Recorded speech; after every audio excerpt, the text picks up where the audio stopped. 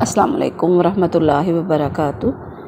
سورہ المعارج پارہ نمبر 29 کی آیات نمبر 16 تا 30 تک کا ترجمہ۔ اعوذ باللہ من الشیطان الرجیم، بسم اللہ الرحمن الرحیم۔ نزاعۃ للشوا، کھینچ لے گی کھال، نزاع کھینچ لے گی، تادو وہ پکارے گی وہ ہر انسان وہ جان، من ادبرا جس نے پیٹھ پھیری، وتولا اور منہ موڑا، وجمع اور جمع کیا، وفعوا اور اسے گنا شمار کیا بند کر کے رکھا۔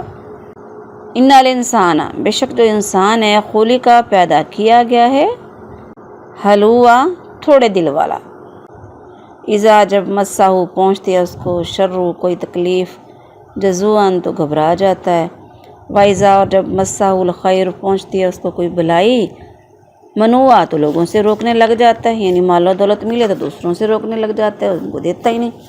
الا المصلین سوائے وہ جو نماز ادا کرنے والے، الذین اور جو ہم وہ علی صلاتہم دائمون اپنی نمازوں پر ہمیشگی کرنے والے، والذین اور وہ لوگ فی اموالہم اپنے مالوں میں، حق و معلوم ان کو ایک حق ان کا مقرر ہے، للسائلی سوال کرنے والوں کے لیے، والمحروم اور محروم کے لیے، یعنی جو سوال نہیں کرتا، والذین اور وہ یصدقون سچا مانتے ہیں، بیوم الدین قیامت کے دن کو، جزا سزا کے دن کو، والذین ہم من عذاب اور یہی لوگ اپنے عذاب سے، ربہم اپنے رب کے عذاب سے، مشفقون ڈرتے ہیں۔ ان عذاب ربہم بے شک ان کے رب کا عذاب، غیر مامون ایسا نہیں ہے جس سے مامون بے خوف ہوا جائے۔ والذین ہم لفروجہم اور وہ لوگ، لفروجہم اپنے شرمگاہوں کی، حافظون حفاظت کرتے ہیں، الا سوائے علی ازواجہم اپنی بیویوں پر، او یا ما ملکت جو مالک ہیں ان کے دائیں ہاتھ کے مالک ہیں، ایمانہم ان کے دائیں ہاتھ کی، فإنہم پس بے شک ان کو، غیر ملامین ان پر کوئی ملامت نہیں۔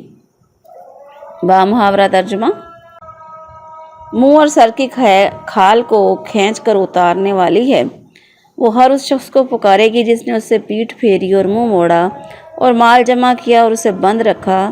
بلا شبہ انسان تھڑ دلا بنایا گیا ہے، پھر جب اسے تکلیف پہنچتی ہے تو بہت گھبرانے والا ہو جاتا ہے، جب اسے بھلائی ملتی ہے تو بہت روکنے والا ہو جاتا ہے، سوائے نماز ادا کرنے والوں کے، اور وہ جو نماز پر ہمیشگی کرتے ہیں، اور وہ جن کے مالوں میں ایک مقرر حصہ ہے، سوال کرنے والوں کے لیے اور اس کے لیے جسے نہیں دیا جاتا، اور وہ جزا کے دن کو سچا مانتے ہیں، اور وہ اپنے جو رب کا عذاب ہے اس سے ڈرنے والے ہیں۔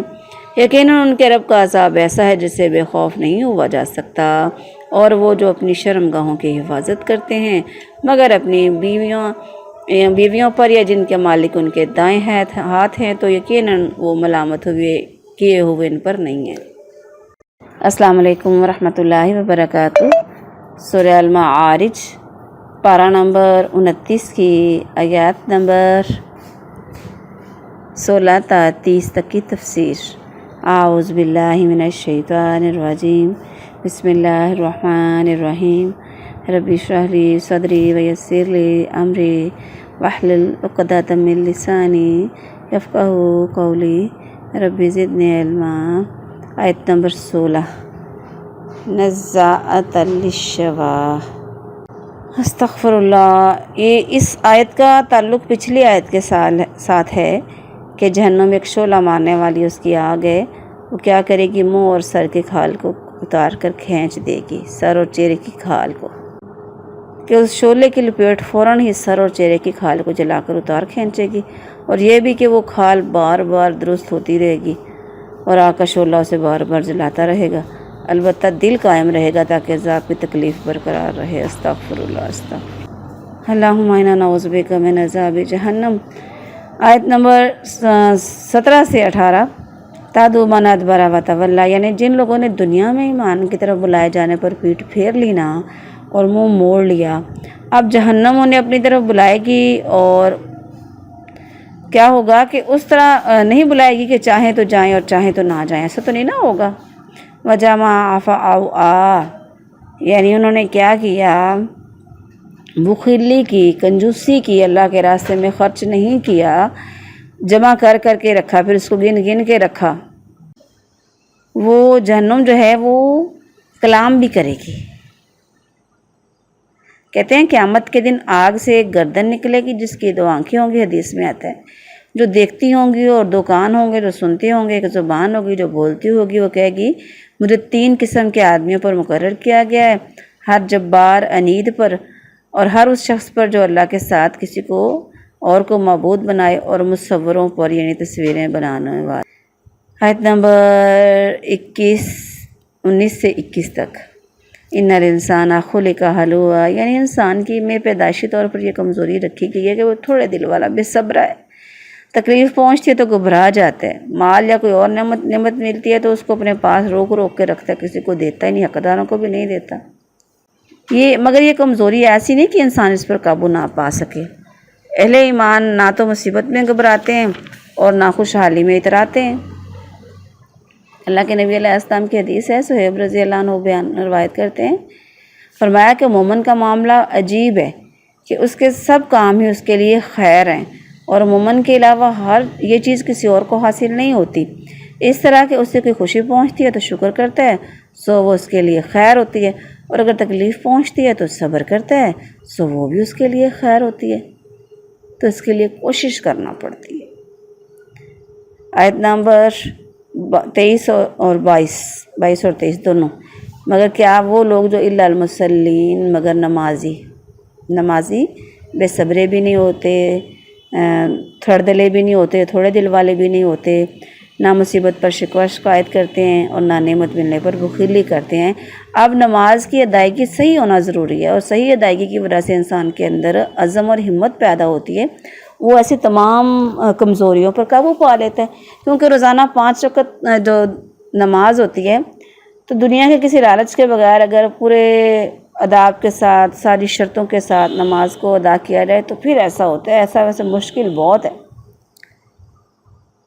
ہمارے دلوں میں ہم نماز پڑھ رہے ہوتے ہیں، ذہن کہاں ہوتا ہے، دل کہاں ہوتا ہے، نماز کو چھوڑے نہ، جیسے بھی پڑھتے ہیں پڑھتے رہیں، اللہ سے دعا کرتے رہیں کہ اللہ ہمیں وہ نماز سکھا جو کہ خضوع خشوع والی ہو۔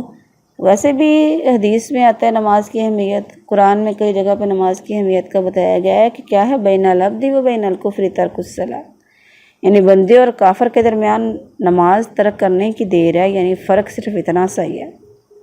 آیت نمبر 24-25 والذین فی اموالہم حق معلوم۔ اس آیت سے پتہ چلا کہ صدقہ اور زکوٰۃ مکہ میں بھی فرض تھی، اور وہاں پر رہنے والے جو تھے ایمان والے اپنے مال میں سے ایک مقرر حصہ نکالتے تھے، کیونکہ اصل میں یہ صورت مکی ہے۔ تو بعد میں پھر جو زکوٰۃ کا نصاب خاص مقرر ہوا وہ مدینہ میں آنے کے بعد مقرر ہوا۔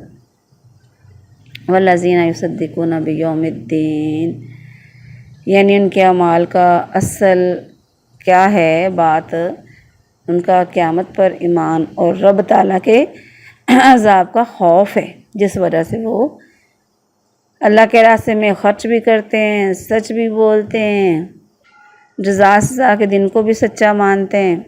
والذین ہم من عذاب ربہم مشفقون، اپنے رب کے سامنے کھڑے ہونے سے بھی ڈرتے ہیں، کھڑے ہوں گے تو اس کو جواب دینا پڑے گا، بے شک اللہ کا جو عذاب ہے اس سے ایسا نہیں ہو کہ بے خوف ہوا جائے، ایسی چیز نہیں ہے بندہ بے خوف ہو جائے بھی مجھے تو ڈر ہی کوئی نہیں، استغفر اللہ۔ اور جو اپنی شرمگاہوں کی حفاظت کرتے ہیں، کتنی بڑی بات ہے، کتنی، اور آج کل کے دور میں تو بہت ہی اہم ہے۔ آگے وہ بھی بتا دیا گیا کہ الا من علی ازواجہم، ہاں 2 پر جائز ہے، بیویاں اور لونڈیاں۔ لونڈیاں سے مراد وہ جو خرید لی جاتی ہیں، وہ نہیں جو گھروں میں نوکر وغیرہ ہوتی ہیں، ان پر اگر مرد ان سے اپنا حق حاصل کر لیں تو یہ جائز ہے۔ وما علیہ الا البلاغ المبین۔